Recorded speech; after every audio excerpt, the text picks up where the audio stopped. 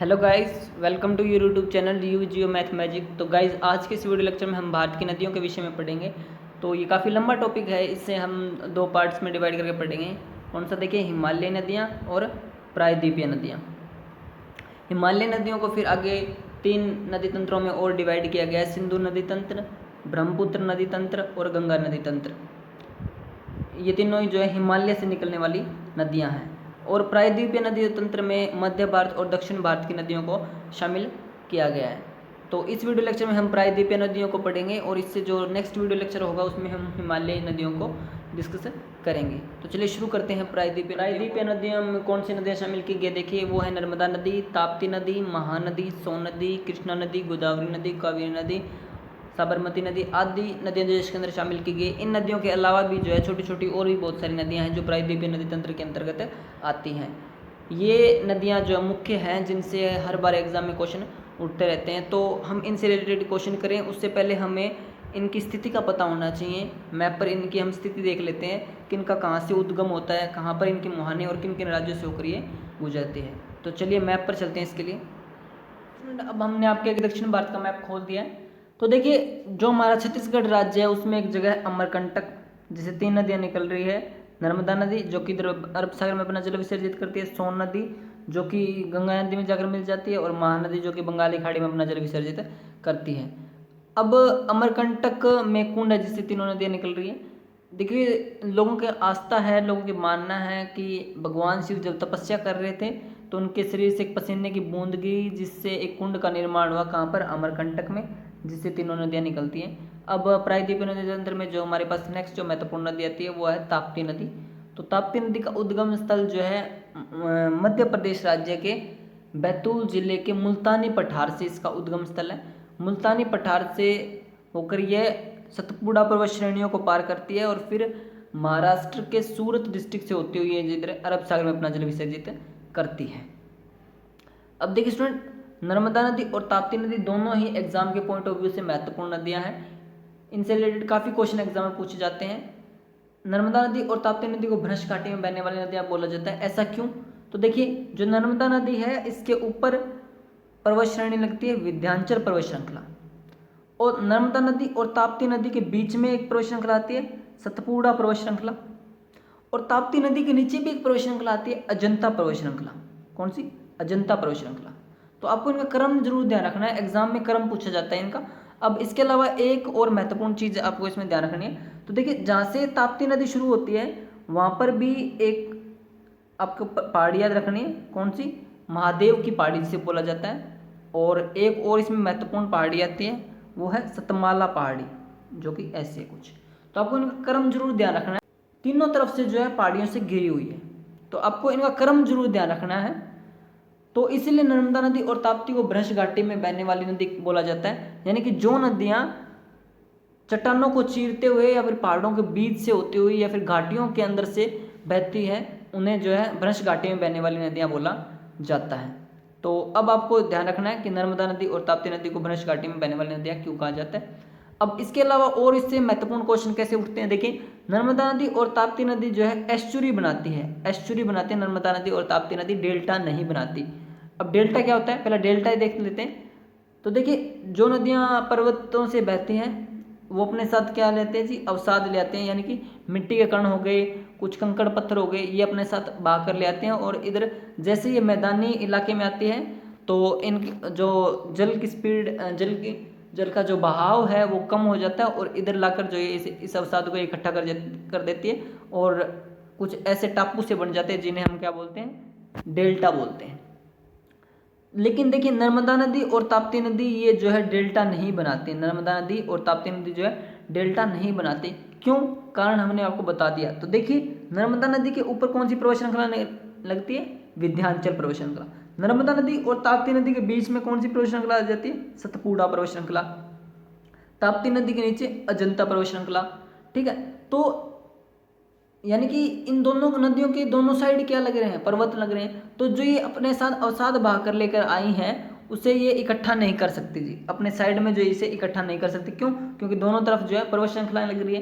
तो ये जो अपने साथ जो अवसाद बहाकर लाई है उसे समंदर में डाल देती है, उसे ये समंदर में डाल देती है, और इसे हम क्या बोलते हैं? एस्चुरी बोलते हैं। यानी कि जब नदियाँ अपने साथ बहाकर लाए हुआ अवसाद किसी झील में डाल दें, किसी सागर में डाल दें, या फिर किसी महासागर में डाल दें, तो उसे हम क्या बोलते हैं? एस्चुरी बोलते हैं। आई होप कि अब आपको एस्चुरी क्लियर रहा होगा।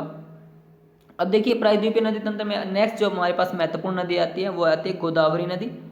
गोदावरी नदी का उद्गम स्थल महाराष्ट्र के नासिक नामक स्थान से माना जाता है। नासिक नामक स्थान से गोदावरी नदी का उद्गम स्थल है, और इसकी कुल लंबाई 1465 किलोमीटर है, और ताप्ती नदी की कुल लंबाई 724 किलोमीटर। तो देखिए गोदावरी नदी जो है प्राचीनतम नदियों में नदी है।